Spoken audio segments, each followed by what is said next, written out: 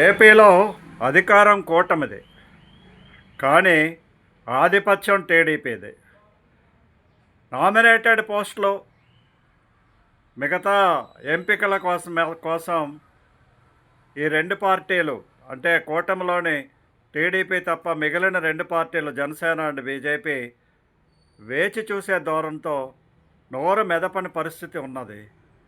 ప్రతి కమిటీల్లోనూ, చెక్కుల డిస్ట్రిబ్యూషన్లోనూ, పంపిణీ వ్యవస్థలోనూ టీడీపీ వాళ్ళు ముందంజలో ఉండి ఎట్టి పరిస్థితుల్లోనూ కూడా కూటమికి కొంచెం కూడా క్రెడిట్ దక్కేటట్టుగా చేస్తున్నటువంటి పరిస్థితులు ఈనాడు ఆంధ్ర రాష్ట్రంలో మనం చూస్తున్నాం.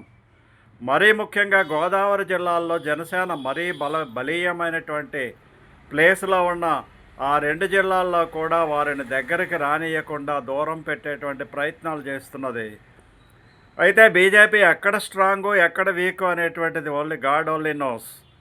అది బీజేపీ పార్టీ నాయకులే చెప్పాలి. మరి వాళ్ళకి అసలే ప్రాధాన్యత లేదు. జనసేనకి ఇచ్చుంటే బీజేపీకి కూడా ఇస్తారేమో.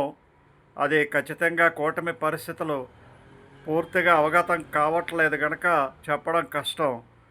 కాకపోతే బీజేపీని మరీ హీనంగా థర్డ్ ప్లేస్లో చూస్తూ దూరాన్ని పెట్టడం, ఈ ఫండ్స్ విషయం వచ్చేసరికి, కేంద్ర సహకారం వచ్చేసరికి ఇది కూటమి ప్రభుత్వం కింద ఢిల్లీలో వాళ్ళ పంపకాలు వాళ్ళు చేసుకుంటూ వాళ్ళకి కావాల్సిన అలాట్మెంట్స్ కోసం కేంద్ర మంత్రులను అక్కడ కాపలాలు పెట్టి వాళ్ళ పబ్బాన్ని వాళ్ళు గడుపుకుంటున్నారు. అయితే ఈ విధంగా కనుక కొనసాగినట్లయితే ఎంతో కాలం కూటమి మనుగడ సాగించలేదు. లోకల్ కార్యకర్తల్లో పొరపచ్చలు వచ్చేసాయి. ఒకరినొకరు గౌరవించుకోవడం మానేశారు. కలిసికట్టుగా పనిచేయడం మానేశారు. కూటమి ప్రభుత్వము అనేటువంటి నీలి నీడలు తొలగిపోతున్నాయి.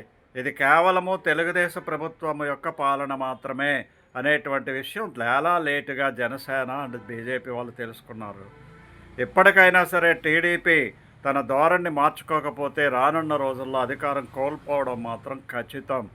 ఇది సిటిజన్స్ ఫామ్ చేసినటువంటి సర్వే ద్వారా వెల్లడైనటువంటి విషయాలు మీ ముందుంచే ప్రయత్నం చేశాను. This is BVK Babji, general secretary, citizens forum, Andhra Pradesh and Telangana. జై హింద్, జై భారత్.